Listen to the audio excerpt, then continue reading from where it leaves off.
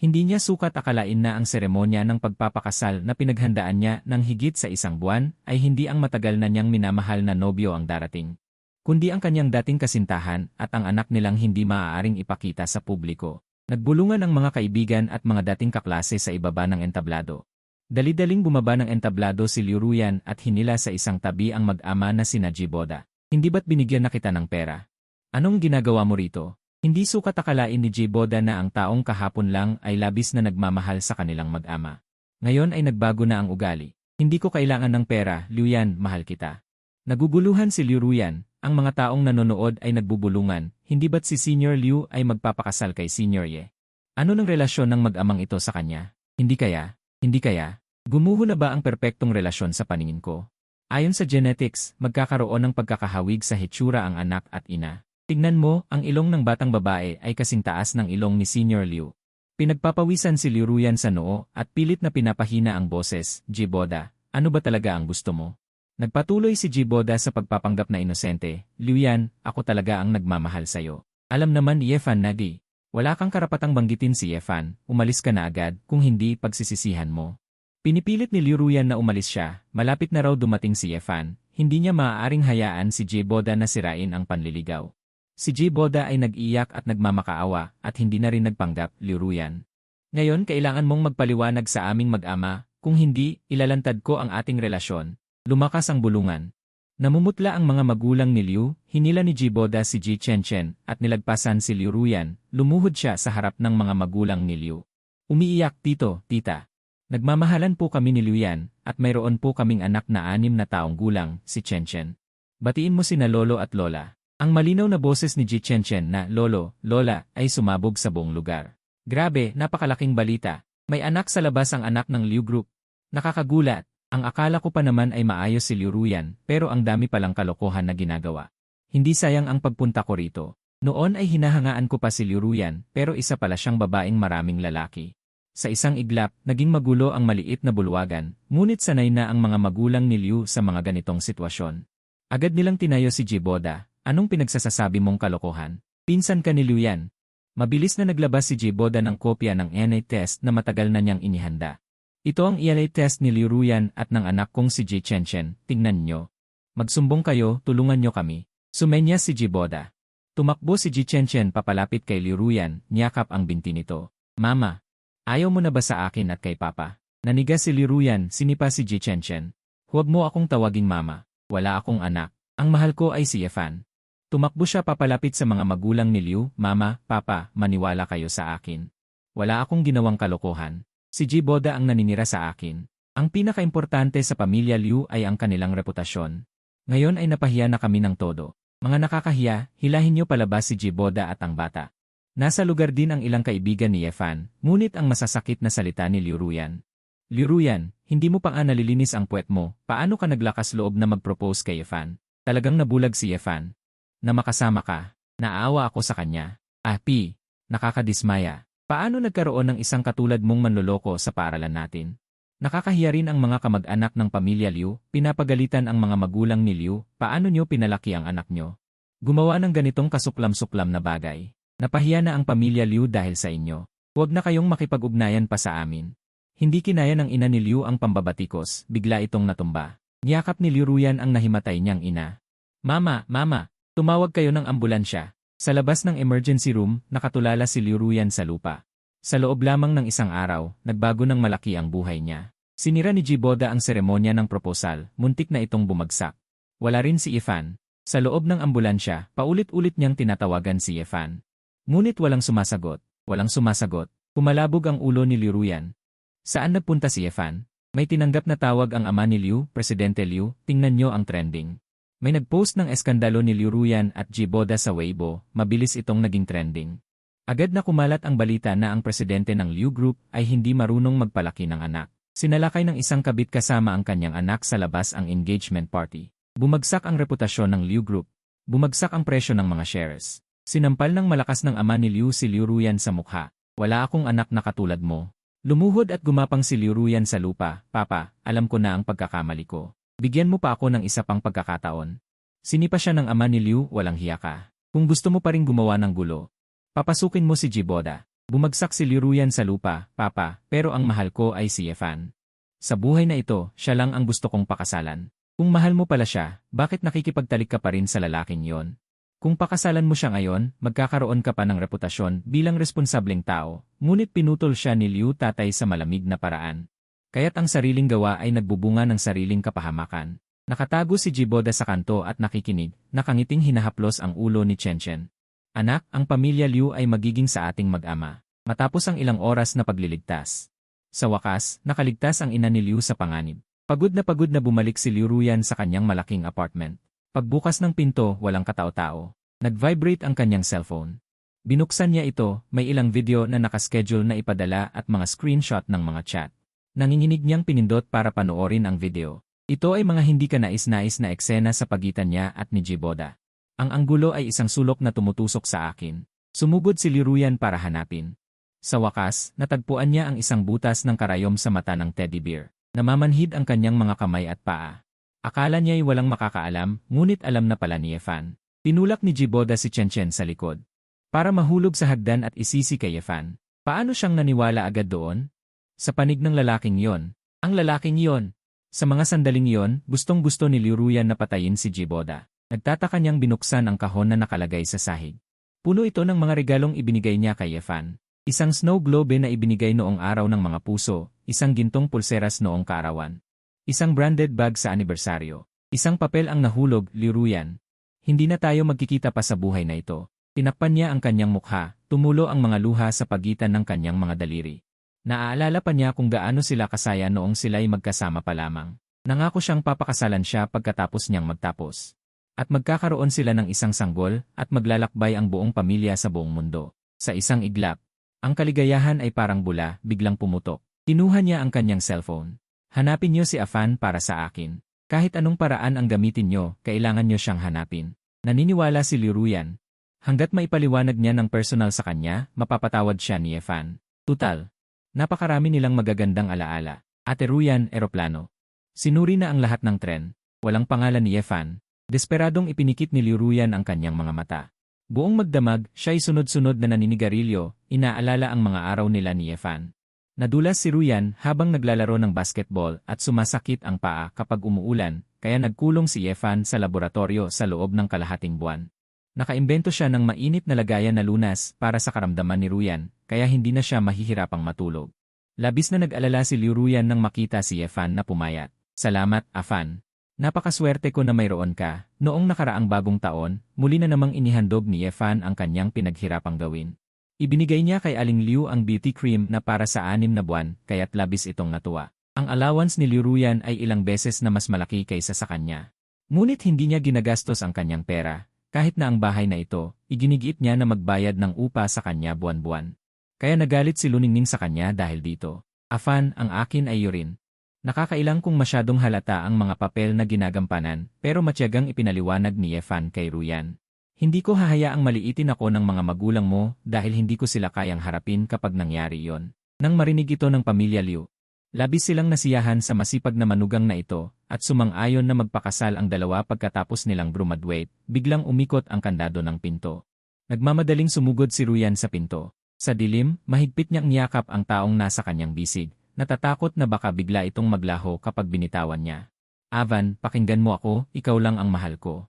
Ikaw lang ang aking pakakasalan. Habang nakikinig si Jiboda kay Liruyan na ipinagtatapat ang kanyang pag-ibig kay Yefan habang yakap siya. May pait sa kanyang mga mata, ano ba ang kulang niya at mas lamang pa si Yefan na yon, gayong halata namang nasiyahan si Liruyan sa kanya sa kama. Sabi pa niya, masyadong seryoso si Yefan at hindi siya kasimpalad. Talaga bang mahal na mahal niya si Yefan? Ganoon na ba niya ito kamahal at handa niyang iwan siya pati ang anak nila? Nang maalala ang anak, pinigilan ni Jiboda ang galit, gaya ng usok na naglaho. Ako nga ito, biglang itulak ni Liruyan sa kanya. Ang lakas pa ng loob mong magpakita sa akin. Matagal na kitang binalaan na huwag mong galitin si Yefan. Bakit kailangan pang sariwain ang mga alaala ng pagkawala niya? Biglang sumiklab ang galit ni Akazawa. Gumapang si Jiboda upang yakapin ang kanyang ulo, nagpakumbaba ng lubos, parang usok. Hindi ko rin sukat akalain na magagawa ni Yefan na saktan ka dahil dito. Ang iniisip ko lang naman ay ang kapakanan ng ating anak dahil isa siyang tunay na lahi ng mga Liu. Hindi ba't sinabi rin ni tatay na dapat kilalanin ng anak natin ang kanyang pinagmulan? Mahal kita, hindi kita mas mahal kaysa kay Evan. Tingnan mo ako, mariing tinitigan ni Liu Ruyan ang lalaking punong-puno ng pagkukunwari sa kanyang harapan. Talagang nabaliw na yata ako at nagkagusto sa kanya, lalo na't naiisip kong nakita ni Evan sa sisi na nakikipagtalik siya kay Jiboda. Labis siyang nasaktan, mahal mo ba ako? Tumango ng mariin si Jiboda. Kilalanin ang mga ninuno. Tumango muli si Jiboda at mumisi si Liu Ruyan. Mahigpit na sinakal si Jiboda. Nanaginip ka lang, kikitilin ko ang buhay mo. Nang malapit nang mapatay si Jiboda, biglang bumukas ang pinto. Sumugod ang ama ni Liu kasama ang kanyang katiwala. Isang malakas na sampal ang dumapo sa mukha ni Liu Ruyan. Wala pa ring malay ang iyong inasali. Gusto mo pa ba siyang gulatin? Nakalugmok si Liu Ruyan sa lupa. Ipinag-utos ni Liu Jiangwo sa katiwala na ilayo si Jiboda at nagbabala kay Liu Ruyan. Kikilalanin ng pamilya Liu ang manugang na ito. Isusulat din ang kanyang anak na babae sa talaan ng angkan ng pamilya Liu. Hindi ako nagkukulang ng isang anak na babae, Liu Jiangwo. Kung patuloy kang manggugulo, lumayas ka sa pamilya Liu. At saka, huwag mo nang babanggitin ang pangalan ni Evan sa publiko. Biglang nag-angat ng ulo si Liu Ruyan. Hindi siya makapaniwala. Tay, kasintahan ko si Evan. Kinuha ni Liu Jiangwo ang baso ng tubig sa mesa. Ibinuhos niya ito sa mukha niya. Simula ngayon, si Jiboda na ang iyong kasintahan. Ikaw ang pumili nito, hindi ako. Tay, si Jiboda ang kusang lumandi sa akin. Hindi nakinig si Liu Jiangwo sa sinabi niya. Ipinag-utos niyang sunugin ang kahon na puno ng kanilang mga alaala. Nagpumigla si Liu Ruyan para apulahin ang apoy pero mahigpit siyang pinigilan at hindi makagalaw. Umiiyak siyang nagmakaawa. Tay, tulungan mo akong hanapin si Evan. Hindi ko kaya kung wala siya. Habang inaayos ni Liu Jiangwo ang kanyang suite, inutusan niya ang kanyang katulong na tawagan ang kanyang panganay na anak. Agad siyang umuwi ng bansa. Tumango ang katulong at tumingin kay Liu Ruyan ng may pagkaawa. Tulala si Liu Ruyan habang nakatingin sa isang basong abo. Paulit-ulit niyang binabanggit ang aking pangalan. Samantala, pagkatapos ng mahigit 10 oras na paglipad, sa wakas ay nakarating kami sa airport. Habang naghihintay ng aming mga bagahe, kinaugalian ko ng buksan ang dawin. Ang unang lumabas ay ang video ni Jiboda na gumawa ng eksena sa engagement party ni Liu Ruyan. Kung isang araw bago, maaaring malungkot pa ako sa balita na si Ji Cheng ay anak ni Liu Ruyan. Pero sa pagkakataong ito, kalmado na ako. Habang naglalakbay, binasa ko ang maraming materyales. Para malaman ang tungkol sa mga doktor na walang hangganan na nagbibigay ng lunas. Ako ay nabigla. Malawak ang aking pag-iisip, hindi ako nagpakalunod sa kalungkutan ng pag-ibig. Sa halip ay pinili kong gumawa ng mas makabuluhang bagay. Tinapik ni Professor Yang ang aking balikat sa likod. Magpaalam ka sa iyong pamilya. Mahihirapan ng makipag-ugnayan sa labas pagpasok sa war zone. Tumango ako at nagpadala lang ng mensahe sa ilang malalapit na kaibigan. May nagbalita agad sa akin tungkol sa kalagayan ni Liu Ruyan. Sabi nila, tinalikuran na siya ni Liu Jiangwo para magmana sa Liu Group. Pinipilit din siyang magpakasal sa matandang lalaki. Ang panganay na anak ng Liu Group ay babalik na ng bansa para magmana ng kanilang kayamanan. Siguradong wala nang makukuha si Liu Ruyan. Doon ko lang nalaman na mayroon pala siyang kapatid sa ama na siyang dahilan kung bakit tuluyang nasira ang kanyang reputasyon sa paaralan. Kung hindi lang dahil kay Ginang Liu, matagal na siyang siniba. Afan. Hindi niya marunong pahalagahan ang isang lalaking kasing galing mo. Karma niya yan. Tahimik lang akong nakinig. Sa huli, nagsalita ako. Tapos na si Liu Ruyan sa buhay ko. Wala na akong pakialam kung mabuhay pa siya o mamatay.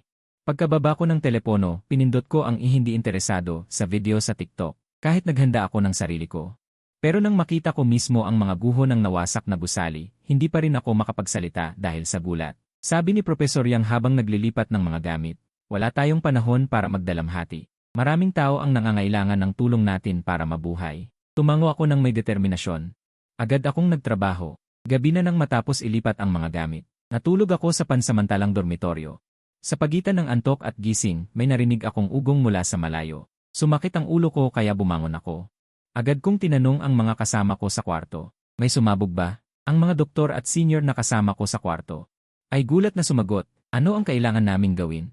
Huminga sila ng malalim. Matulog ka muna. Maraming operasyon ang darating mamaya. Nagpatuloy ang pambobomba sa loob ng 15 minuto. Nang matapos ang putukan, bumalik ang katahimikan.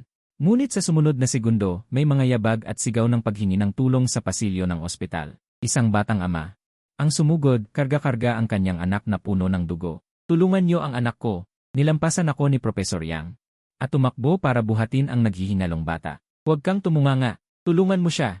Napabalikwas ako. Ginupit ko ang asul na kamiseta ng batang lalaki. Ang mga batong tumalsik sa pagsabog ay sumira sa kanyang kanang braso. Malala ang sugat. Sumimangot si Professor Yang. Habang naghahanda para sa operasyon, hindi ko alam kung maililigtas ang braso ng batang lalaki. Nang may pag-asa, humingi ako ng opinyon kay Professor Yang. Maikli pa lang ang oras ng pagkakasugat ng pasyente. Isinasaalang-alang ba natin ang konserbatibong paggamot? Hindi kasing ganda ng sa Pilipinas ang mga pasilidad dito. Napakahirap ng operasyon. Naiintindihan mo ba? Lumingon ako. Pwede kong subukan. Tumango si Professor Yang pansamantala. Ako ang mag-opera, ikaw ang tutulong. Ang unang operasyon na naranasan ko mula nang mag-aral ako ng medisina ay nasa gitna ng digmaan. Ang pasyente ay isang 4 na taong gulang na batang lalaki. Tumagal ang operasyon ng 3 oras. Maayos na naibalik ang braso ng batang lalaki. Sinabi ko ang magandang balita sa batang ama. Niyakap niya ako. Salamat sa'yo. Ikaw ay tunay na bayani mula sa silangan. Ang 3 oras ng pagod at tensyon ay naglaho sa mga luha at pasasalamat ng batang ama. Si Professor Yang ay puno ng dugo sa mukha. Yefan, pagkatapos ng operasyong ito. Output, punong-puno ng dugo ang mukha ni Professor Yang. Yefan, matapos ang operasyong ito. Isa ka ng ganap na doktor. Nang madiskubre ko ang pagtataksil ni Liu Ruyan at Jiboda, hindi ako nakaramdam ng pait. Hindi ako umiyak nang mapagbintangang nagtulak kay Cheng Cheng pababa ng hagdan, pero nang marinig ko ang sinabi ni Professor Yang, bumuhos ang aking mga luha. Samantala, dinala ni Jiboda si Cheng Cheng. Sa wakas, nakalipat na siya sa lumang bahay ng mga Liu ayon sa kanyang inaasam. Punong-puno ng pagkamangha si Ji Cheng Cheng habang pinagmamasdan ang marangya at 5 palapag na villa. Tay, ito na ba ang bahay natin? Nagniningning ang mga mata ni Jiboda. Anak, tandaan mo, ikaw ang panganay na apo ng mga Liu. Lahat ng ito ay magiging sa iyo balang araw. Nagpanggap na amo si Jiboda. Bantayan mo lang ang mga halaman. Dali, ipagtimpla mo ako ng mainit na tubig.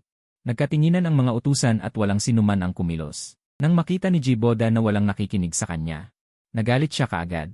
Bingi ba kayo? Ako si Emma Liu. Ang anak ko ang tagapagmana ng Liu sa hinaharap. Kung maglakas loob kayong pabayaan ako, lahat kayo ay palalayasin. No explanations. Gusto kong kumain ng Australian lobster. Bilisan niyong bumili. Palitan niyo ang mga bedsheet ng purong puting seda. Hindi ako sanay matulog sa iba. Lumalaki ang anak ko kaya kailangan niyang kumain ng dekalidad na Japanese Wagyu araw-araw. Ang mga katulong ay nagreklamo ng labis dahil sa kanya. Sa huli, tumayo ang katiwala. RJ, pinapayuhan ko kayong maging mapayapa. Alam ng lahat kung paano kayo nakapasok sa kilala ang ng mga Liu. Naghalo ang pula at puti sa mukha ni Jiboda. Anya, maghintay ka lang. Bumalik siya sa silid ng walang nagawa. Ang katiwala ay matagal ng katiwala. Kinakatawan ng kanyang saloobin ang saloobin ni Liu Jiangwo. Mula ng araw na yon, walang nagpakita ng magandang mukha sa kanya sa pamilya Liu. Kahit na kumain siya ng dagdag na mangkok ng lugaw sa almusal. Ang mga katulong ay nagsalita ng may pangungutya. Sabi ko, Yemberjay, ito ay dekalidad na bird's nest porridge. Hindi ito ang sabaw ng bigas sa inyo. Nagpigil ng hininga si Jiboda at hindi naglakas loob na sumagot, kinimkim na lamang ang inis. Bagaman pinalayas niya ako, isiniwalat din niya sa media ang relasyon niya kay Liu Ruyan. Kaya napilitan ang pamilya Liu na tanggapin siya, ngunit dahil dito, pinabayaan si Liu Ruyan ni Liu Jiangwo at pati siya ay nadamay sa pagbagsak. Hindi niya pinansin kami ni Ji Chenchen at nagpalakad-lakad pa para alamin kung nasaan ako, pero tila bigla na lang akong naglaho. Walang balita. Buong araw siyang nagkulong sa kwarto, tinititigan ang litrato ko sa cellphone habang naglalasing. Avan, nasaan ka na ba? Halos katumbas ng isang utusan ang trato kay Jiboda sa bahay ng mga Liu. Kung hindi lang dahil kay Ji Chenchen, malamang na matagal na siyang pinaalis doon. Nalulungkot siya sa mga naiisip na ito, para mapanatili ang pamilya Liu. Unti-unti na rin siyang kumakalma at ang tanging hiling niya ngayon ay makasal agad kay Liu Ruyan para maiwasan ang anumang komplikasyon. Sa kalaliman ng gabi, nagbihis siya ng kasuotang panlalaki mula sa nayon ng nanpu at palihim na pumasok sa silid ni Liu Ruyan. Amoy alak si Liu Mei habang nakaupo sa sahig. Avan, ikaw ba yan? Naiinis man si Jobert na lagi niya akong iniisip, tiniis ko na lang para manatili siya sa akin. Ruyan, ako ito. Ako si Afan. Parang batang sumugod si Liu Ruyan at dumamba sa kanya. Fan! Nagkamali ako, huwag mo akong iwan. Sumunod si Gilberta at ipinulupot ang kanyang mga kamay. At niyakap ang kanyang leg. Ruyan, hindi kita kailanman iwan. Buong puwersang inialay ni Liu Ruyan ang kanyang sarili sa kanya nang paulit-ulit, ibinubulalas ang pananabik nito sa akin. Pagod na pagod silang dalawa at napahiga sa kama.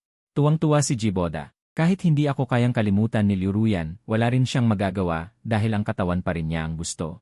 Bumalikwas siya at dumagan sa kanya. Ruyan, dumilat ka at tingnan mo ako. Dahan-dahang dumilat si Liu Ruyan at, sa pamamagitan ng sinag ng umaga mula sa bintana, nakita ang mukha ni Jiboda. Agad siyang natauhan at itinulak si Kibo. Ang sama mo. Nangahaskang magpanggap na Yefan. Halos mamatay sa takot si Jiboda. Hindi ako si A. Malapit na tayong maging mag-asawa, paano mo nasasabing niloloko kita? Nagliwanag ang galit sa mga mata ni Liurian. Kinaladkad niya ito palabas ng pinto. Ipakikita ko sa lahat kung anong klaseng ama ka. Si Jiboda ay nakasuot lamang ng panlalaking karsunsilyo, sumisigaw ng malakas. Habang tinatakpan ang kanyang katawan, lumabas ang lahat ng katulong ng pamilya Liu para manood. Balita na raw na malas siya. Matapos mamatay ang kanyang unang asawa, tinutukso naman niya ang panganay na anak na babae. Nagising din si Ji Chenchen. Inaantok at tila walang pakialam na nakatayo sa may pintuan. Papa, anong ginagawa mo? Nakita ni Kibo ang kanyang anak. Lubos na bumagsak. Walang pakundangan siyang humiga sa sahig at humalakhak habang minumura. Liruyan, akala mo ba kung sino kang importante? Sa tingin mo ba inakit kita? Yan ay dahil sa kalandian mo. Hindi ako ang nagtulak kay Yefan Palayo, kundi ikaw ang punot dulo ng lahat. Ako ang kalaguyo at ikaw ang walang hiya. Tinakpan ni Liruyan ang kanyang bibig at paulit-ulit siyang sinampal sa mukha. Umiyak si Ji Chenchen at patakbong niyakap ng mahigpit ang ulo ni Liruyan. Mama, huwag mong saktan si Papa. Wala na sa matinong pag-isip si Liruyan at sinipa siya Palayo. Siraulong bata.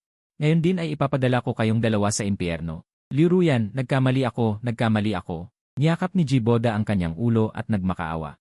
Ngunit hindi nito nakuha ang awa ni Liruyan. Isa lang ang nasa isip niya, basta't wala na si Jiboda.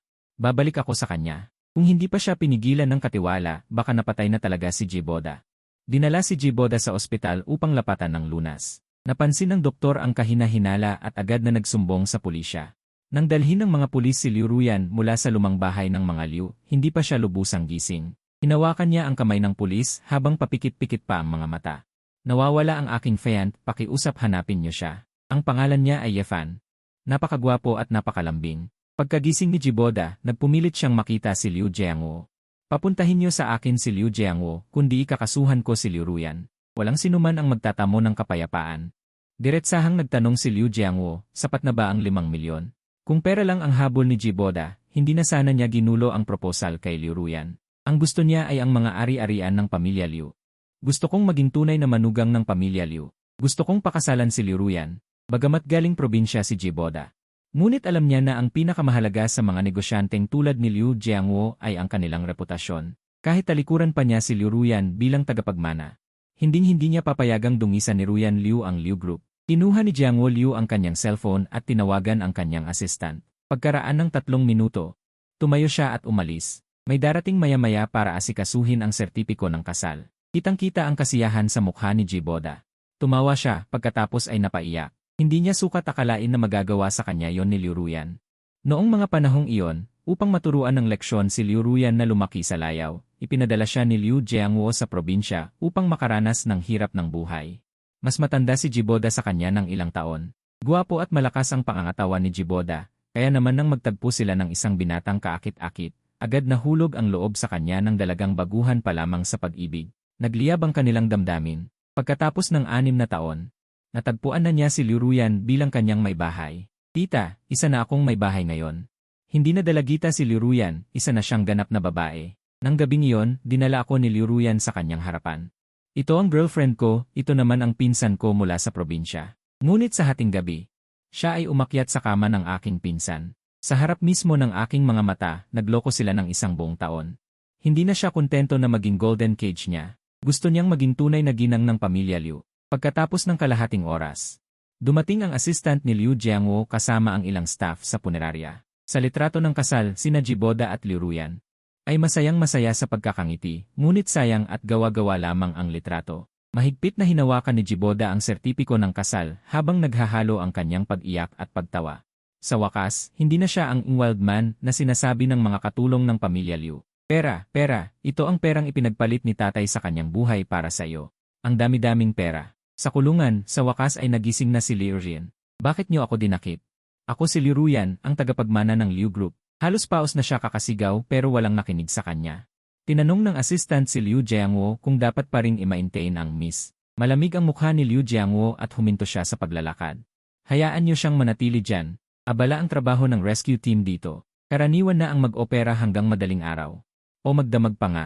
Ang maganda dito ay lubos na tumaas ang aking galing sa panggagamot. At isa pa, wala akong panahon at lakas para isipin ang mga bagay na nangyari sa nakaraan. Paminsan-minsan, kapag ako ay humihinto, iniisip ko kung paano makakuha ng mas maraming medical resources at makapagligtas ng mas maraming tao. Mula sa pagkakaroon ng nerbiyos sa unang pagkakataon na marinig ang pagsabog sa loob lamang ng kalahating buwan, ay naging karaniwan na sa lahat. Nang gabing iyon, ako ay nakaduty. Isang espesyal na pasyente ang dinala sa ospital. Isang pinuno ng armadong grupo. Nagbanta ang kalbong leader, iligtas niyo siya. O hindi kayo makakalabas ng buhay. Kalmado kong ginawa ang pagsusuri. Kailangang operahan agad ang pasyente. Itinuro ng kalbong leader ang aking ulo. Kung mabigo ang operasyon, sasamahan mo siya sa kamatayan. Tahimik at nakakapanindig balahibo sa loob ng operating room. Walang gustong magsimula. Huminga ako ng malalim. Ako ang mag-opera. Huwag kayong magtanga. Mga doktor lang tayo. Isa lamang siyang ordinaryong pasyente. Tumagal ang operasyon ng 2 oras. Sa huli, nailigtas ang pasyente. Lahat ay nakahinga ng maluwag sa pag-aakalang nakatakas na kami. Ngunit maliwanag na minamaliit namin ang kalupitan ng kalbong leader. Nakalimutan kong sabihin sa inyo, kahit mailigtas niyo siya, mamamatay pa rin kayo. Sa gitna ng kaguluhan. Bakit hindi labanan? Isang mainit na pagtatalo. Nagalit ang kalbong leader. Pinakalma ko ang pasyente at humarap sa isang malamig na mukha. Napakatapang mo. Ang doktor ay nakasuot ng unipormeng militar, tuwid ang tindig. Nakakatakot ang kanyang aura. Natulala ako habang tinitingnan ang kanyang mukha, magkahawig ang mga hugis ngunit magkaiba ang personalidad. Kumaway siya. Ang pangit ko ba kaya natakot kita? Bumalik ako sa ulirat. Bahagya akong ngumiti ng nahihiya. Siguro pagod lang ako, pasensya na. Tinaasan ng babae ang kanyang kilay. Hindi kaya nagkataon lang, kung sabihing maraming taong magkahawig. Pero imposible namang maging magkapareho pa sila ng pangalan. Hindi kaya't ang babaeng ito ay kapatid ni Liu Ruyan sa ama. Habang pinagmamasdan ko ang papalayong likod ni Liu Ruxui, nagtanong ang kasamahan ko ng may pagtataka, magkakilala kayo. Umiling ako. Ayoko nang magkaroon pa ng anumang kaugnayan kay Liu Ruyan. Sana'y hindi ko na makita ang babaeng yon. 2 linggo na ang nakalipas, nakatanggap si Liu Ruxui ng tawag mula sa katulong ni Liu Jiangwo na pinapauwi siya agad sa bansa. Kailangan ka ng Liu Group, tumanggi si Liu Ming Ruxui, ngunit may iniharap na mungkahi ang kanyang katulong. Dahilan na hindi niya matanggihan. Pag-iisipan ko, ngunit kailangan ko ng panahon. Sa gitna ng pagliligtas sa ospital, nakita niya agad ang doktor na hindi natataranta. Halata namang takot din ako, ngunit nakabuka pa rin ang mga kamay ko para protektahan ang mga barya. Pero parang hindi ko siya gusto.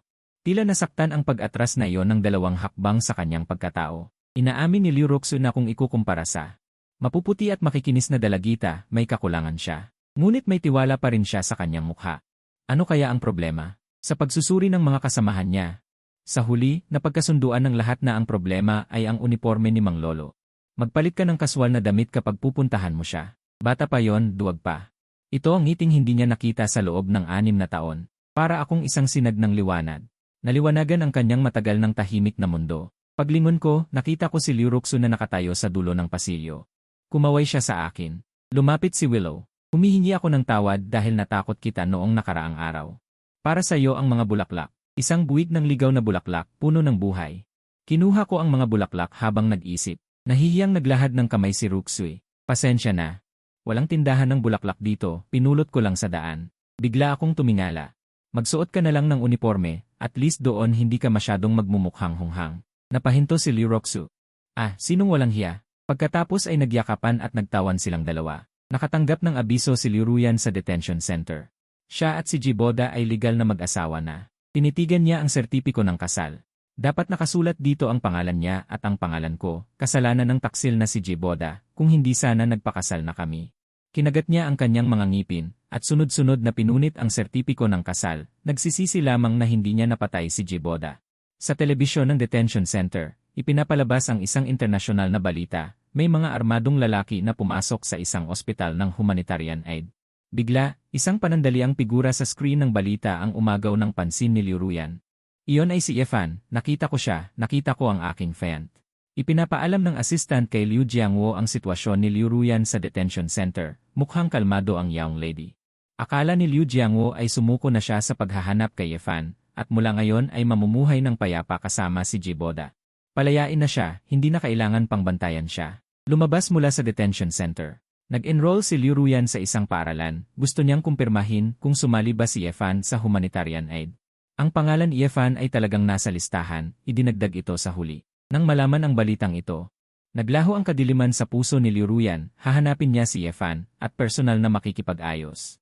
Hihingi ng tawad, naglaho ang kadiliman sa puso ni Liu Ruyan, hahanapin niya si Yefan. Personal na makikipag-ayos, hihingi ng tawad, naniniwala siyang patatawarin ko siya. Ang kanyang kamalayan ay puno ng pagkabigla, magkakaayos kami, dala ang kanyang nasasabik na damdamin. Dinyal niya ang telepono ng ospital sa war zone. Yefan, gusto kong makausap si Yefan. Matagal, ang boses ko ay dumating sa pamamagitan ng telepono. Ako si Yefan. Ano ang kailangan mo sa akin? Nang marinig ang boses na pinapangarap niya araw at gabi, halos hindi na niya mahawakan ang telepono. Afan, ako ito, miss na miss kita. Nabitawan niya ang telepono sa kanyang kamay, hindi ko akalain na mahahanap ako ni Liu Ruyan. Afan, nandyan ka pa ba? Bumalik ka na, magpakasal na tayo agad, pwede ba? Hello, bumuntong hininga ako, Liu Ruyan. Tapos na tayo, huwag mo na akong hanapin. Pagkatapos magsalita, hindi na ako naghintay ng sagot. Agad kong pinatay ang telepono. Mula ngayon, sinumang tumawag sa akin mula sa bansa, sabihin niyong wala ako. Nagpalit na ng uniforme si Liu Roxui at lumitaw sa likod ko. Mukhang si Ye. Hindi lang pala ako ang kinaiinisan niya. Dahil sa mukhang kamukha ni Liu Ruyan, ako'y labis na naguguluhan. Parang hindi naman tayo magkakilala. Pasensya na, abala ako. Paalam. Ngumiti si Liu Roxui, nagpapakitang naintindihan niya, at umasa siyang hindi niya naabala si Ye. Tinitigan niya ang aking likod. Hindi niya maintindihan kung bakit nagagalit sa kanya si Liu Ruyan. Kailangan mong intindihin si Ye. Pagkatapos ibaba ng assistant ang telepono, sinabi niya kay Liu Roxui na nabalitaan niyang naghiwalay na sila. Ng girlfriend niya pagkatapos ng 4 na taon, kaya siya pumunta sa delikadong lugar na ito. Tumango si Liu Roxui na tila may iniisip. Hindi ba't nag-apply rin siya sa peacekeeping force dahil sa pagkamatay ng kanyang ama? Sa loob ng maraming taon, tila nakalimutan na ito ni Liu Jiangwo. Ang pag-iral ng kanyang anak na babae. Hindi ba't nagpakasal na naman sa isa pang masamang lalaki na ikinamatay ng kanyang ama? Isang kapatid, bakit bigla niyang naalala na mayroon pa siyang anak na babae? Tumawag ang assistant ni Liu Jiangwo. Kailan daw po uwi ang anak niya? Mag-aayos ako ng susundo sa'yo. Ito ang pinakamalaking hiling ni Liu Roxui sa buong buhay niya. Hindi niya nagawang ilayo siya sa pamilya Liu habang buhay pa ang kanyang ama na nagdulot sa kanya ng pagtataksil ng kanyang asawa. Sa gitna ng pagtatalo namin ng babae tungkol sa pagpapalaki ng bata, naglaho ang anino ko sa dulo ng pasilyo. Dahan-dahang nagsalita si Liu Roxui. Sa loob ng 2 linggo, babalik na ako sa Pilipinas. Paulit-ulit namang tinatawagan ni Liu Ruyan ang telepono. Ngunit walang sumasagot. Pinagsisihan niya na hindi siya dapat tumawag agad. Galit pa rin ako. Ang pagtawag ay nagpapakita na hindi siya seryoso. Dapat siya mismo ang pumunta sa akin at humingi ng tawad. Agad nagpabook ng tiket si Liu Ruyan, sabik na makapiling ako. Ngunit, hinarang siya ng katulong ni Liu Jiangwo sa paliparan. Sino ka ba para gawin yan? Hindi nagalit ang kanyang assistant at magalang na nagtanong, sa tingin niyo, magkakabalikan pa ba kayo ni Yefan? Kasal ka na pala. Tila binuhusan ng malamig na tubig si Liu Ruyan. Nawala siya sa sarili. Kilala niya ako. Kahit mukha akong mahina sa panlabas, matigas ako sa kalooban. Kung hindi ko sana mapapansin ang pagtataksil ni Liu Ruyan at Jiboda, at ang kanilang tahimik na pagpaplano ng paglayas. Si Jiboda na ang kanyang asawa sa papel, kaya paano ko hahayaang mangyari ito? Ang maging pinakakinamumuhian kong third party. Ang kanyang galit kay Jiboda ay umabot sa sukdulan sa sandaling ito. Ipinagpaliban niya ang pagpapadala ng boto. Kailangan niyang ayusin ang gulo dito. Ang pinakamahalaga ay ilantad. Ang tunay na kulay ni Jiboda. Gusto niyang patunayan sa akin na hindi niya mahal si Jiboda. Gusto niya akong ligawan muli bilang single. Bigyan ako ng kasal na hindi ko malilimutan habang buhay. Magdaraos ng kasal si Liu Ruyan, Boda. Dati akong mali. Babawi ako sa iyo at kay Cheng Cheng. Pagkarinig nito ni Jiboda, siya ay napaiyak sa labis na kagalakan. Sa araw ng kasal, dumagsa ang iba't ibang media at kinunan ang buong proseso. Si Jiboda ay may suot na sopistikadong makeup, nakasuot ng ginintuang damit, at masayang dumarating kasama si Cheng Cheng. Nang makita niya ang elegante at magandang si Liu Ruyan, sumugod siya sa kanyang mga bisig, na nagsasabi ng mga hinaing niya nitong mga nakaraang araw. Alam ko na mayroon kayo sa inyong puso. Gagawin ko ang lahat para maging Liu na ito. Tinitiis ni Liu Ruyan na hindi siya anak at inaaliw siya. Nanunumpa na bibigyan siya ng seremonya na hindi niya malilimutan habang buhay. Ngumiti si Jiboda. Lahat ay ayon sa gusto mo. Susunod, pakitawag ang pangunahing tauhan ngayon, si Jiboda, na umakyat sa entablado. Tumunog ang romantikong musika at sinundan ng spotlight ang figura ni Jiboda. Masaya siyang umakyat sa entablado. Magandang araw sa lahat ng narito. Ako si Jiboda, ngunit sa susunod na segundo, sa malaking screen. Biglang nagsimulang maglaro ang isang video. Ang pangunahing tauhan ng video ay si Jiboda. Sinadya niya sa paaralan. Itinulak si Cheng Cheng pababa sa hagdan at pinalabas ako. Kawawang 6 na taong gulang na si Ji Chencheng. Nasugatan ang malubha ng kanyang sariling ama at nasira ang kanyang katalinuhan. Namutla ang mukha ni Ji Boda. Isang puso ang bumagsak mula sa langit patungo sa lambak. Padapa siyang tumakbo sa harap ng screen, sinusubukang harangan ito gamit ang kanyang katawan. Patayin mo, patayin mo. Sa kasamaang palad, huli na. Ang mga flash ng media sa pinangyarihan ay kinunan siya at ang malaking screen. Gusto niyang tumakbo para bunutin ang power supply, ngunit nabali ang takong ng kanyang 12 sentimetro na mataas na takong. Napahiya siyang bumagsak sa entablado. Nagbubulungan ang mga bisita sa audience at itinuturo siya. Nagmamadaling hinanap ni Ji Boda ang figura ni Liu Ruyan. Ruyan, tulungan mo ako.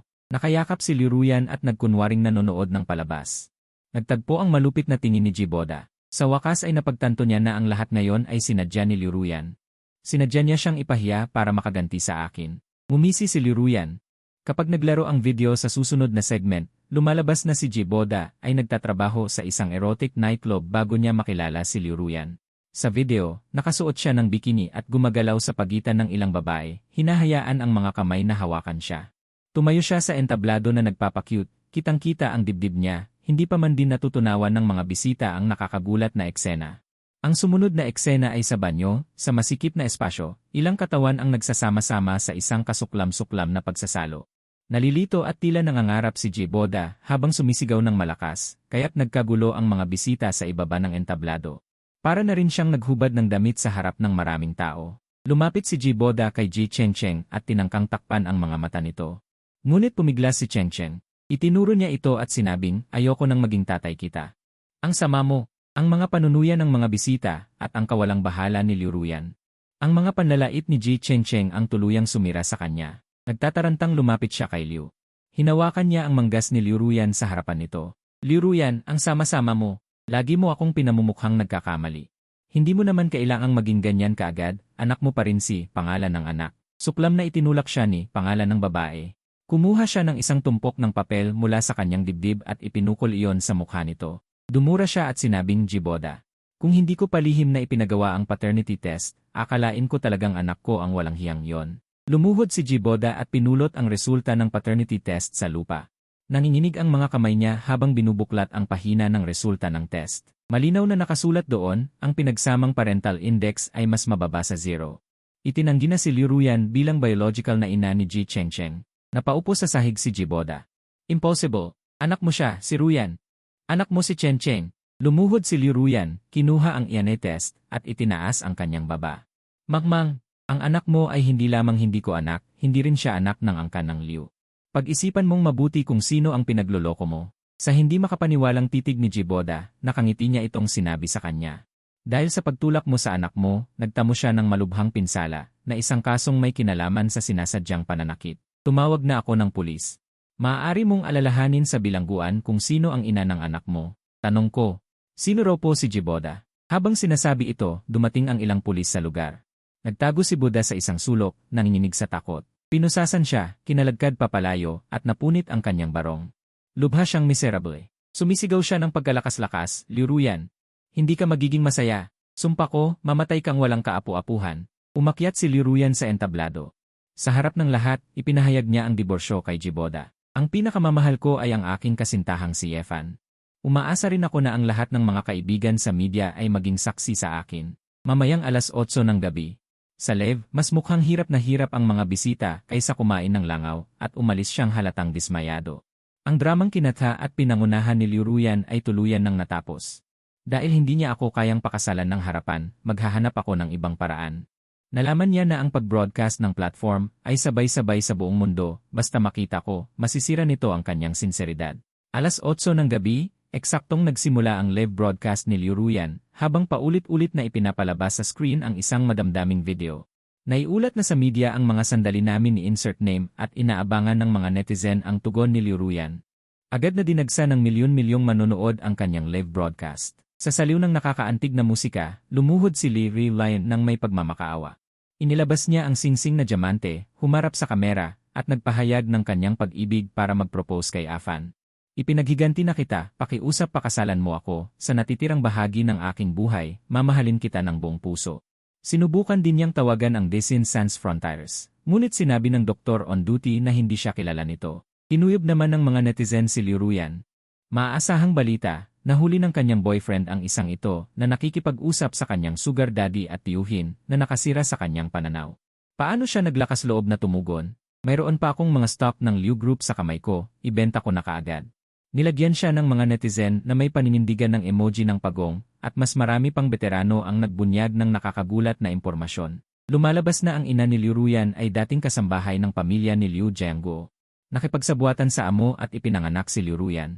Ikinagalit ng mag-ina ni Liu Ruyan ang orihinal na asawa. Pinalayas ang anak ng ibang tao. Talagang mayroon niyang isang ina na mayroon ding anak na babae. Magkamukha silang dalawa. Balak ni Liu Ruyan na gamitin ang live broadcast na ito upang linisin ang kanyang imahe. Para mabawi ang puso ko, ang resulta ay kabaligtaran ng kanyang gusto. Ipinaputol niya sa staff ang pagsasalita. Ang mga netizen na may hindi magandang pananalita ay pinatalsik sa live broadcast room, ngunit hindi sila mapatalsik. Sa huli, nag-strike ang staff. Nagkagulo sa live broadcast room. Nagmamadaling tumakbo ang assistant sa opisina ng presidente. Liu, tignan mo dali ang live broadcast. Hindi alam ni Liu Jiangguo ang nangyayari, kaya't sumali si Xie Mingzi sa live broadcast. Uy, nanonood pala ng live si Liu Jiangguo. Pagmumurahin na yan. Ang bibig ng mga netizen parang nakamamatay na patalim. Agad na kinuyog si Liu Jiangguo. May mga nagmumura sa kanya na isa siyang manyakis, at may mga nagagalit dahil hindi raw niya pinalaki ng maayos ang kanyang anak. Napahawak si Liu Jiangguo sa kanyang dibdib. Mabuti na lang at mabilis na inilabas ng kanyang assistant ang live broadcast, kundi ay baka inatake na siya doon. Mga walang hiya! Mga walang hiya! Nabulag ako at pinapasok ko ang mag-inang ito sa bahay. Talagang sisirain ni Liu ang lahat ng kanyang pinaghirapan. Pagkatapos ng isang masalimuot na operasyon, pagod akong lumabas ng operating room. Sa aking paglalakbay, ang lahat ay nagtitipon-tipon ng pangkatan, hindi ko maintindihan kung bakit. Tinanong ko ang ilang pamilyar na nurse kung may nangyari ba, nagkatinginan sila. Nag-aalangan silang magsalita, sa huli ay kinuha pa rin ang kanilang mga telepono at ipinakita sa akin ang live stream ni Liu Ruyan. Kumulog ang aking utak, hindi ko inaasahan na si Liu Ruyan ay napakawalang hiya, nag-live stream pa sa buong mundo para habulin ang kanyang asawa. Bumalik ako sa dormitoryo, hindi ako makatulog, akala ko kung magtatago ako dito. Ay tuluyan na akong makakalayo kay Liu Ruyan at Jiboda, sino ang mag-aakalang madadamay pa rin ako sa gulo, nagpalit ako ng damit pang ehersisyo. At naglakad mag-isa sa tabing dagat, ang dagat sa hinaharap ay tila may mahika, tinatanggap ang lahat ng bagay. May iniisip ka ba, Dr. Ye? Hindi ako lumingon, matagal ko nang napansin na sinundan ako ni Liu Ruxuy. Sa totoo lang, alam ko na kung gusto niyang hindi mapansin ay napakadali, pagkatapos ng lahat, isa siyang veteranong espesyal na puwersa. Malaya rin naman kayo, Ginang Liu, may panahon para alalahanin ang mga bagay ng ibang tao. Hindi pinansin ni Liu Ruxuy ang aking pangungutya. Tumayo sa tabi ko, ang buhay ay puno ng pagbabago, tulad ko. Bago ako mag-15 taong gulang, ang aking mga magulang ay nagmamahalan, ang aming pamilya ay mayaman, ako mismo ay may magagandang marka, at hindi rin masama ang aking hitsura. Sinasabi ng lahat na ako ay isang paborito ng langit, na may maliwanag na kinabukasan. Isang simoy ng dagat ang humihip. Ang baho ng dagat ay pumasok sa aking ilong, madalas kong tanungin ang aking sarili, kung hindi ako nag-cutting classes, at umuwi ng araw na yon. Kung hindi ko nakita mismo ang aking maawain at mapagpigil na ina na nakapatong sa katawan ng isang batang driver na naglalabas ng hayop na pagnanasa, mananatili kaya ang aking buhay tulad ng dati. Kung hindi ko sinabi ang lahat ng ito sa aking ama, hindi sana siya nagkasakit, hindi sana siya namatay. Namula ang mga mata ni Liu Ruxuy at nanginginig ang kanyang boses, ngunit hindi ko matitiis na maging mangmang siya. Na mabuhay sa mapagkunwaring pagmamahal ng kanyang asawa, kaya hindi ako nagsisisi. Si Liu Ruxuy mula sa lahat na pumupuri sa nakatatandang anak na babae ng pamilya Liu, ay naging isang kaawa-awang tao na umaasa sa iba, nagpatala pa rin sa militar pagkatapos niyang makapagtapos ng kolehiyo, malayo sa kanyang tinubuang bayan. Sa pag-iisip, ang paghihirap sa daan na ito, siya lamang ang nakakaalam. Ito ang unang pagkakataon na narinig ko siyang magkwento tungkol sa kanyang sariling buhay. Nakalulungkot at trahedya, taos puso akong humanga, napakatapang mo rin. Pumulot si Liu Ruxuy ng isang puting bato at inilagay sa aking palad, kahit na marumi ang mundo. Hanggat pinangangalagaan mo ang iyong puso, hindi ka mahahawa. Nadama ko ang malamig na pagdampi sa aking palad. Nang tuminala ako ay napaluhan na ako, salamat, tama ka. Hindi ako dapat tumakas, kundi harapin ng may tapang. Agad na hinawakan ni Liu Ruxuy ang aking kamay. Matatag ang tingin, kung kailangan mo, tatayo ako sa likod mo bilang iyong matibay na sandigan. Binawi ko ang aking kamay, tinitigan ko ang walang hanggang dagat, patunay ng kanyang pagmamahal. Hindi ito panandali ang kapritso, gustong ihatid ako ni Liu Ruyan pabalik, sa pagkakataong ito, malugod akong sumang-ayon. Ngunit nang ako'y tumalikod at humakbang, may narinig akong kaluskos sa ilalim ng aking paa, "Huwag kang gumalaw."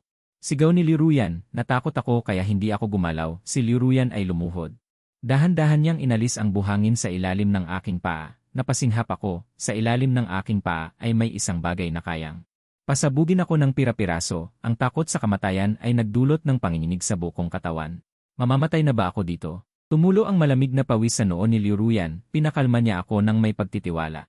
"Andito ako, huwag kang matakot, Liruyan. Kung mayroon akong kompensasyon, maaari mo bang ipadala ito sa aking mga magulang, huwag mong ipaalam sa kanila kung paano ako namatay. Mayroong isang liham sa locker ng ospital, maaari mo rin itong ibigay sa kanila at..." Itinaas ni Liruyan ang kanyang kamay upang pigilan ako, "Dr. Ye, maniwala ka sa isang veterano." "Sige ba?" Wala na akong nagawa kundi manahimik at panoorin siyang alisin ang bomba. Nang mangalay at manhid na ang aking paa at hindi ko na halos makayanan ang pagtayo, biglang tumayo si Liruyan. "Dr. Ye, pasensya na, masyadong komplikado ang bombang ito.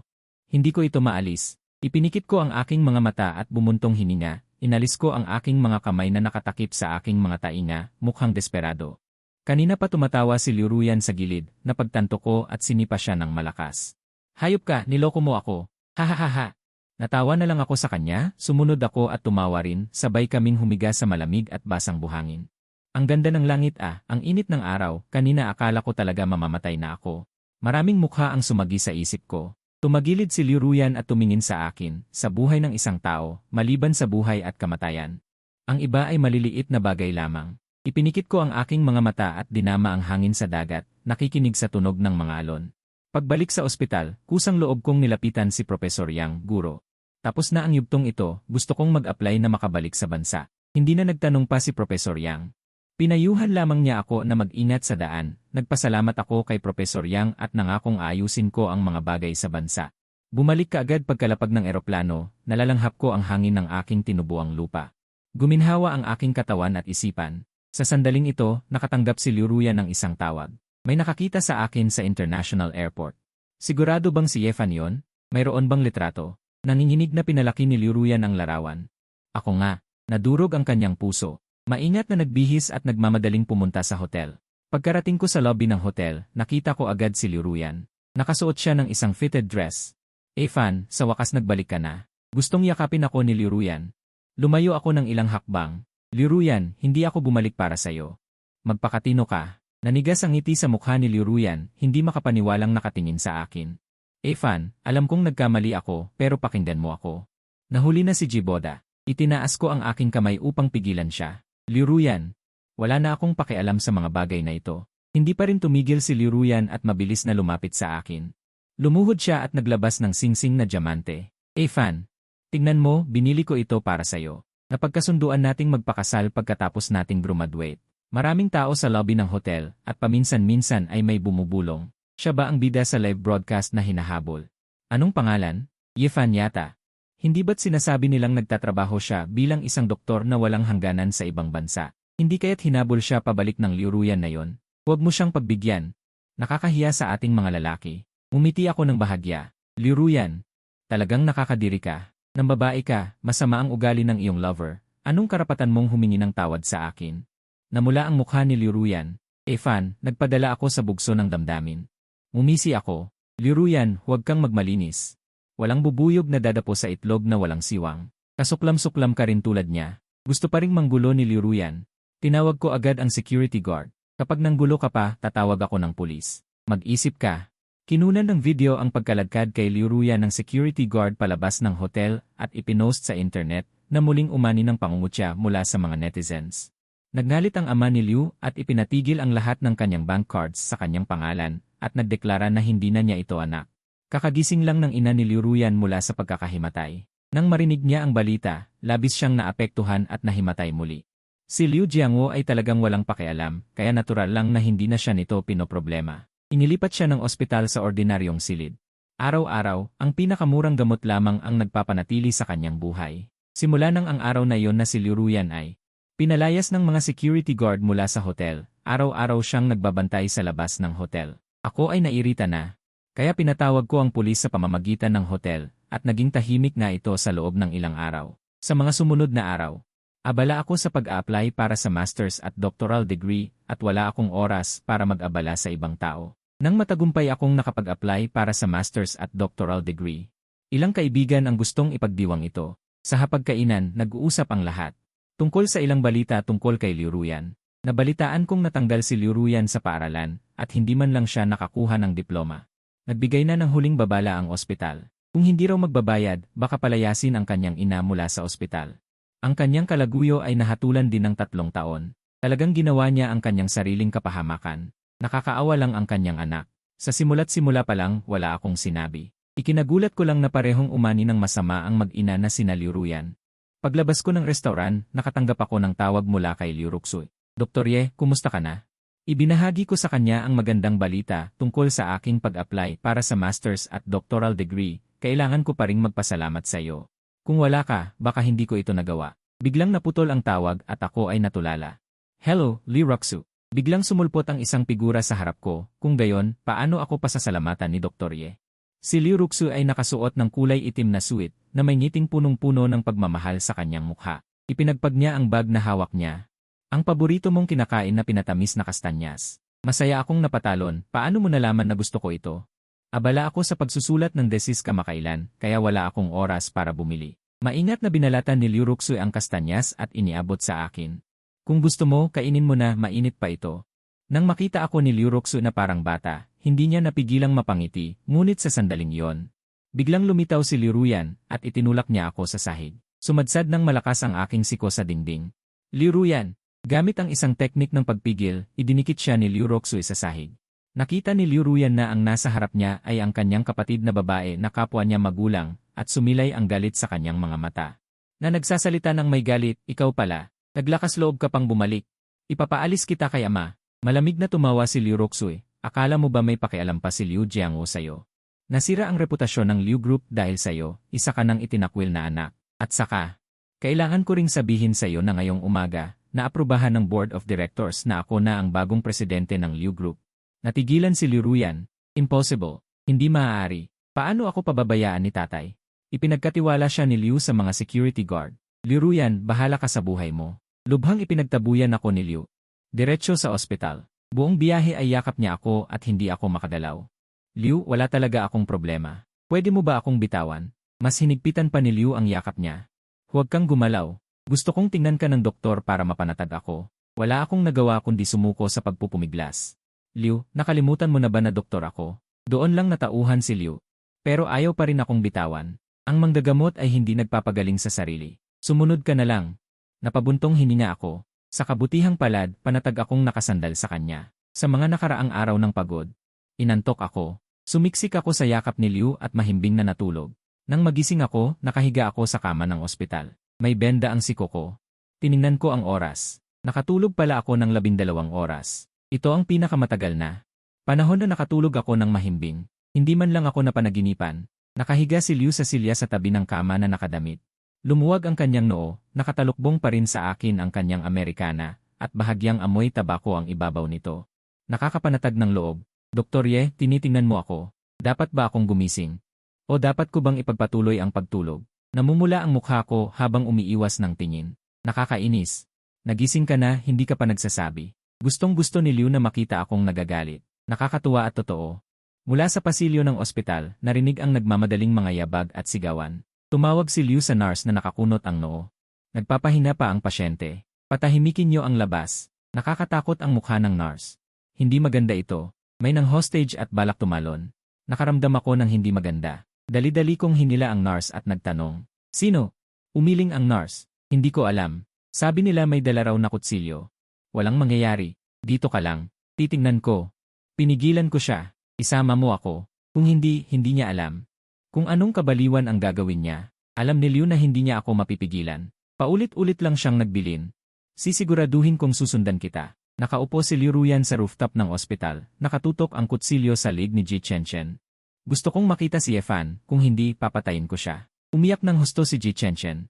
Mama, huwag mo akong patayin. Mama, huwag mo akong patayin. Matagal nang nawala ng katinuan si Liu Ruyan. Tumahimik ka. Sabay kaming umakyat ni Liu Ruxu sa rooftop. Nakita ako ni Liu Ruyan. Biglang nagliwanag ang kanyang mga mata, may mga pangakong hindi maintindihan na sa buong buhay niya, ako lang ang mamahalin niya. Afan, mahal kita, ikaw lang. Papatayin ko na ang supling na ito para makaganti sa'yo. Pinigilan ako ni Liu Roxu. Tumawag na ako ng pulis. Parating na ang mga pulis. Tumango ako sa kanya. Huwag kang mag-alala, poprotektahan ko ang sarili ko. Hinimatay na si Ji Chenchen sa takot. Halos kalahati ng katawan niya ay nakabitin sa labas ng rooftop, nagbabanta na mahulog si Liu Ruyan. Ano ba talaga ang gusto mong gawin? Magtira naman tayo ng kahit konting respeto sa isa't isa. Nagsisimula na ako ng bagong buhay. Sana makapag-move on ka na rin. Tumawa ng parang baliw si Liu Ruyan. Mag-move on? Hindi ko kaya. Namumula ang kanyang mga mata, nagbabadyang umiyak. Afan, patay na ang nanay ko, ayaw na sa akin ng tatay ko, ikaw na lang ang meron ako. Nagsisisi si Liu Ruyan sa nangyari. Kung hindi lang siya nagpadala sa tukso at nalinlang ni Jiboda. Paano siya mapupunta sa ganitong kalagayan? Napabuntong hininga ako. Tapos na ang lahat. Maghiwalay na tayo ng maayos. Tumahimik din si Liu Roxu. Bibigyan kita ng bahagi ng lumangoy na shares.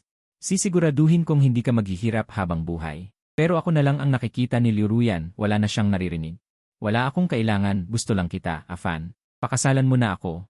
Okay lang ba? Dala-dala pa rin niya ang singsing na iyon, kinuha niya at isinuot sa daliri ko. Liu Ruyan, gumising ka na. Nanigas ang kamay ni Liu Ruyan sa ere. Afan, ano ba talaga ang gusto mong gawin para mapatawad mo ako? Pagkatapos niyang sabihin yon, bigla siyang nagmatigas, mariin niyang sinaksak ang kanyang braso gamit ang kutsilyo. Napaurong ako sa takot. Liu Ruyan, baliw ka na talaga. Punong-puno ng malamig na pawis ang noo ni Liu Ruyan. Pero hindi niya ito alintana. Tumatak ang dugo sa lupa, naglalabas ng matapang na amoy ng dugo. Nanginginig ang puso ko, pakiramdam ko'y sumisikip ang dibdib ko, at hindi ako makahinga, habang nakikita ko ang mapagpakumbabang mukha ni Liu Ruyan. Avan, ayos lang ba yon? Tumahimik ako. Ang katahimikan ang sagot ko, kung ako'y walang asawa, marami pa siyang oras para maghintay. Basta't hindi siya sumusuko, balang araw ay mahihimok ko rin siya, pero biglang sumulpot si Li Ren sa tabi ko. May bahid ng bagsik sa mga mata ni Li Ren, biglang bumaling ang kanyang kamay na may hawak na sandata at tinangkang saksakin si Liu Ruxu. Si Afan ay akin, mamatay ka. Si Liu Ruxu ay isang militar. Mabilis at maliksi siyang umilag, bahagyang natalisod, at saka inagaw ang patalim mula kay Liu Ruyan. Natapilok si pangalan na paatras, paano kaya siya makakaligtas sa mababang balkonahe ng rooftop? Kakayanin nito ang bigat ni Liu Ruyan, ngunit sa isang yapak ay nabali ito, kasabay ng isang malakas na kalabog. Nahulog si Liu Ruyan mula sa rooftop, sumugod ako at napatingala, sa balkonahe ng ikatlong palapag, may nakita akong sampayan ng bedsheet. Nasalo si Liu Ruyan, ngunit wala na siyang malay. Di nagtagal, dumating ang mga doktor at nurse. Pinagtulungan nilang buhatin ang lalaki para sagipin. Mabilis na tumakbo si Liu Ruxu at mahigpit akong niyakap, Afan. Okay ka lang ba? May sugat ka ba? Bumalik ako sa ulirat at umiling. Ikaw ba? Itinago ni Liu Ruxu ang nasugatang kanang kamay sa kanyang likuran. Okay lang ako. Hinayaan ko siyang yakapin ako, nakasandal ang ulo ko sa dibdib niya. Pinakikinggan ko ang malakas na tibok ng puso niya habang hinahaplos ako ni Ruxu at inaaliw ng aking sariling anak. Tapos na ang lahat, wala nang mananakit sa'yo. Tinawagan ko si Professor Yang. Gusto kong bumalik at magpatuloy sa pag-aaral sa'yo para magpagaling at magligtas ng buhay. Ibinaba ko ang telepono. Sa pamamagitan ng salamin ng isi, nakita ko si Liu Ruyan na walang malay at balot ng benda sa buong katawan. Nakatusok sa katawan niya ang iba't ibang uri ng instrumento, napabuntong hininga ang nurse na dumadaan, napakabata pa niya'y paralisado na. Maliban sa mata wala nang maigalaw, nahihirapan pa rin siya, natakot ng husto ang batang kinidnap niya. Kawawa naman, tingnan mo ang ginawa niya. Bago umalis, tumawag ang ospital. Gising na raw si Liu Ruyan at gusto niya akong makita sa silid. Sobrang payat na niluningning, walang kislap ang mga mata, at nakasandal ako sa pader. Nabalitaan kong gusto mo akong makita. Dahan-dahang lumingon si Liu Ruyan, tumutulo ang mga luha sa kanyang pisngi. Nanginginig ang dila niya. Afan, isa na akong inutil. Hindi mo pa rin ba ako mapapatawad? Umiti ako, hinding-hindi kita mapapatawad. Sa sakit na idinulot mo sa akin noon. Pero wala na akong pakialam ngayon. Aalis na ako.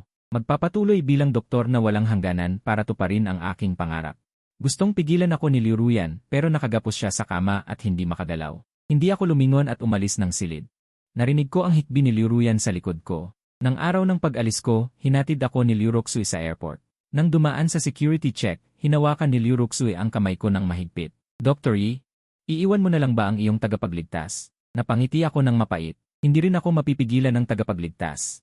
Para ipagpatuloy ang pangarap ko. Ngumuso si Liu Ruxu. Sa unang pagkakataon, nakita ko ang pagkabahala sa kanyang mukha. Afan, pagkatapos ng napakaraming Oras, gusto kong sabihin na gusto kita. Gustong-gusto talaga kita.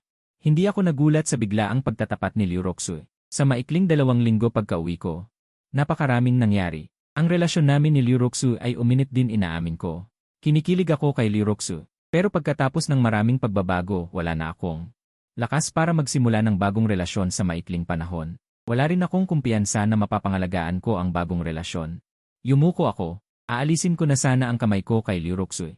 Roxu, gusto ko lang pagbutihin ang aking kakayahan sa panggagamot para mas maraming tao ang mailigtas ko. Pagdating sa relasyon, hayaan na lang natin mangyari. Alam na ni Liu Roxu na tatanggihan ko siya, kaya hindi siya nagmadali para magsalita ako. Tinanggal niya ang isang pendant na parang anting-anting sa kanyang lieg at isinuot sa akin. Mapanganib sa war zone. Ito ang ipinagdasal ng nanay ko para sa'yo. Poprotektahan ka nito para maging ligtas ka. Hinaplos ko ang makinis na palamuti na Jade. Salamat. Sana tayong lahat ay maging ligtas. Paalam. Umalis na ang eroplano. Pauwi. Tinanong ng driver si Liu Roxu, President Liu, isa sa pahamak niyo po ba talaga ang Liu Group? Tumingin si Liu Roxu sa bintana, sa night view na patuloy na humihinto. Ang Liu Group ay binuo ng nanay ko. Dapat ko itong ipagpatuloy. Pero sa tingin ko, gusto niyang magawa ko ang mga bagay ng masaya. Ang mga bagay na gusto niya. Tumango ang driver na tila nag-iisip, nakausap na ni Liu Roxu ang military. Babalik na sa unit sa susunod na buwan. Dahil sa nangyari kay Liu Ruyan, nagkasakit si Liu Jiangwo at hindi na bumangon. Naging paralisado ang kalahati ng katawan. Bagamat hindi niya sinang-ayunan ang ginawa ni Liu Roxu na pagbagsak ng Liu Corporation. Ngunit wala siyang magawa. Nang paalis na, nag-iwan ng pagsisisi si Liu Jiangwo. Roxu, patawarin mo ako at ang iyong ina. Walang imik si Liu Roxu. Pinagbilinan lamang niya ang caregiver na alagaan siyang mabuti at huwag hayaang mamatay. Pagbalik ko sa war zone, agad akong nagtrabaho. Sa isa na namang madaling araw, biglang nagkaroon ng lindol sa war zone. Pinangunahan ko ang mga doktor at nurse sa pinakamalalang lugar sa bayan para magbigay ng tulong, patuloy pa rin ang aftershocks. Biglang may nahulog na bato mula sa mataas na lugar. Mag-ingat kayo, Dr. Ye. Bigla. Isang matatag na braso ang mahigpit na yumakap sa akin. Bumagsak ang bato sa likod ng taong iyon. Umungol ang taong nasa likod ko, ngunit unang tinanong kung nasaktan ba ang taong nasa kanyang yakap. Pamilyar na boses, pamilyar na braso, bigla akong lumingon. Nagkatitigan kami ni Liu Roxu na nag-aalala. Dr. Ye, nailigtas na naman kita. Paano mo ako pasasalamatan sa pagkakataong ito? Umiyak ako habang tumatawa. Bakit ka laging biglang sumusulpot? Tiningnan ko ng paulit-ulit, ngunit wala akong makitang sugat. Saan ka nasugatan? Nakayuko si Liu Roxu na nakatitig sa aking mga mata, hinawakan ang aking kamay at inilagay sa kanyang dibdib. Dito ako nasugatan. Gustong-gusto kitang makita. Alam ba ni Dr. Ye kung anong gamot ang dapat kong inumin? Namumula ang aking mukha. Nagbubukang liwayway na, sumisikat na ang araw. Mahigpit na hinawakan ni Liu Roxu ang aking kamay. Pagkatapos nating maging abala, pumunta tayong magkasama sa dagat. Tumango ako ng buong lakas.